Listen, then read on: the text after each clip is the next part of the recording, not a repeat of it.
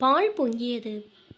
வள்ளி, வள்ளி அழைத்து கொண்டே வீடு முழுவதும் தேடினாள் அமிர்தா. கேஸ் வாசனை வருது பாரு என்று சொல்ல வந்தவள் சமையலறை வந்ததும் நின்றாள். பால் பொங்கி வழிந்து அடுப்பு அணைந்து போயிருந்தது. அதனால்தான் கேஸ் வாசனை வீடெங்கும் எச்சரிக்கையுடன் முதலில் சிலிண்டரை மூடிவிட்டு அடுப்பின் குமிழையும் மூடினாள். பின்னர் கதவு ஜன்னல் அனைத்தையும் திறந்து வைத்தாள். நல்ல வேளை பிள்ளைகள் யாரும் இல்லை. வாசல் திறந்துவிட்டு போர்டிகோவில் இருந்த மல்லிகை பந்தலுக்கு வந்தாள்.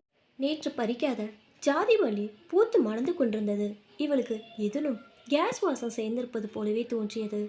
தபால் ஏதோ வந்துள்ளதா என்று பெட்டியை திறந்து பார்த்தால் ஒன்றுமில்லை.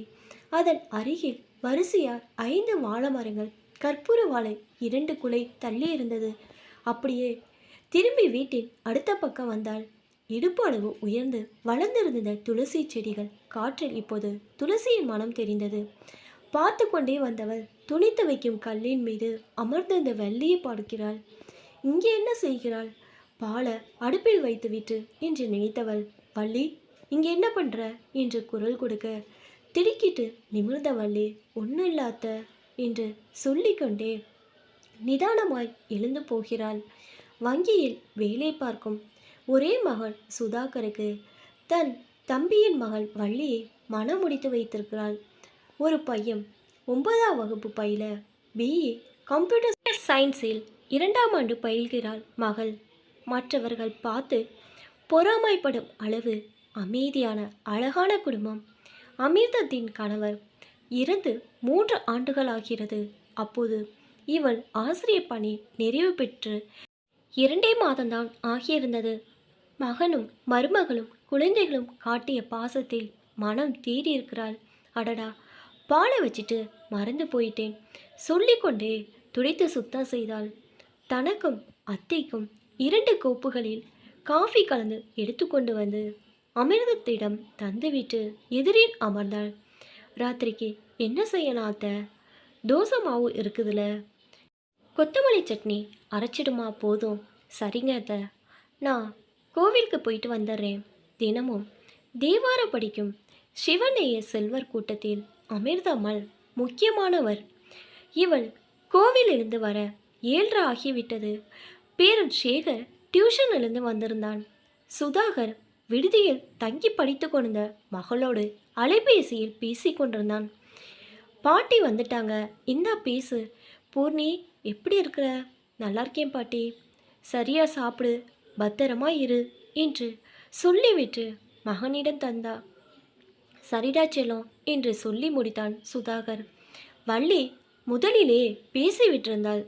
அத்தை சாப்பிடுவாங்க, சுதாவுக்கு முதல்ல கூட வரேம்மா என்றான். அம்மாவிற்கு தட்டில் சட்னியும் மிளகாய் பொடியும் வைத்து தந்துவிட்டு தானும் எடுத்துக்கொண்டு அமர்ந்தான். வள்ளி இருவருக்கும் சுட சுட தோசை வார்த்து கொண்டு வந்து தந்தாள். வள்ளி, நீ வா, நான் வார்த்து தரேன். ஒரு 2 வில்லல் தான் ஒன்றிருப்பாள். எங்கேயோ விரித்து பார்த்து கொண்டிருந்தாள் வள்ளி. என்னாச்சு? ஏன் சாப்பிடல? வள்ளி, வள்ளி என்னம்மா பண்ணுது? பதறினர் இருவரும். பதிலே சொல்லாமல் கண்கள் நிலைய விரித்து கொண்டிருக்கிற அசையாமல் இருந்தாள் வள்ளி. இறைவா, என்னாச்சு இவளுக்கு? அப்பா நீயே துணை என்று நெற்றியில் திருநீரிட்டாள் அமிர்தம். கையும் காலும் சில்லென்று இருந்தது. சுதாகர் யூக்கலிப்டஸ் தைலத்தை பாதங்களில் தேய்த்து விட்டான். சேகர், ஆட்டோ கூப்பிடு. என்னாச்சு? யாருக்கு ஆட்டோ? வள்ளிதான் கேட்டாள். அம்மாவும் பிள்ளையும் அதிர்ந்தனர். சேகர், அம்மா நீ சாப்பிடல என்று சமாளித்தான். இயல்பாக உண்டும் எடுத்து படுக்க போனாள் வள்ளி. உறக்க வராமல் அம்மாவின் அறைக்கு வந்தான் சுதா. என்னாச்சுமா இவளுக்கு? ஏதாவது பேய்ப்படம் பார்த்து பயந்திருப்பாளோ தெரியலையே. சாயந்தரம் பாலை வளைய விட்டதை சொன்னாள் அமிர்தம்.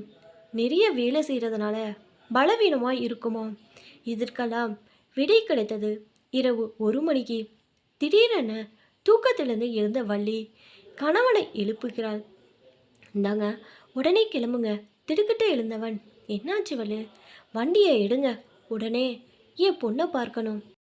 8 மணிக்கு தான் பேசினாலே. இல்லை, எனக்கு இப்போவே அவளை பார்க்கணும். கார் இல்லையே, சர்வீஸ்க்கு போயிருக்கே. பைக் இருக்கு, அதில் போகலாம். விடியட்டும், கொஞ்சம் பொறுமையாயிரு. இல்லை, இப்போவே போகணும். கையில் கிடைத்ததை எடுத்து வீசுகிறாள். அமிர்தம் திகைத்திருக்க, அம்மா கதவை தாள் போட்டுக்க, கட்டின சேலை கூட மாற்றாமல் கணவனின் பின்னால் அமர, கெட்டியா பிடிச்சுக்கோ என்று சொல்லி வண்டியை ஓட்டினான் சுதா. சென்னைக்கு அருகில் இருந்த அந்த பொறியியல் கல்லூரிக்கு 3 மணி நேர பயணம். விடிய காலை 4 மணிக்கு விடுதி வார்டனிடம் அலைபேசியில் பேசி மனைவியின் நிலை சொல்லி கெஞ்சிட, தூக்க கலக்கத்தில் எழுந்து வரவேற்பறை வந்தாள் பூரணி. மகளை கண்டதும், வள்ளி, ஜாமானெல்லாம் எடுத்துட்டு கிளம்பு. எதுக்குமா? வீட்டில் இருந்து படிச்சுக்கலாம், ஹாஸ்டல்லாம் வேணாம். 1 வாரத்தில் தேர்வு முடிந்ததும் அழைத்து கொள்வோம் என்று பகிர பிரயத்தனம் செய்து வள்ளியை சமாதானம் செய்து மகளை விட்டுவிட்டு வந்தான் சுதாகர். இந்த மாதிரியெல்லாம் தொந்தரவு செய்தால் மற்ற பிள்ளைகள் பயந்து விடுவார்கள் என்று சொன்ன வார்டனிடம் இனி இப்படி நடக்காது என்று மன்னிப்பு கேட்டுக்கொண்டான்.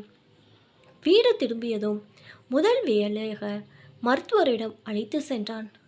4 நாட்களுக்கு முன்னர் விடுதியில் தங்க படித்து கொண்டிருந்த பெண் ஒருத்தி திடீரென இறந்துவிட்ட செய்தி பரபரப்பாக பேசப்பட்டது.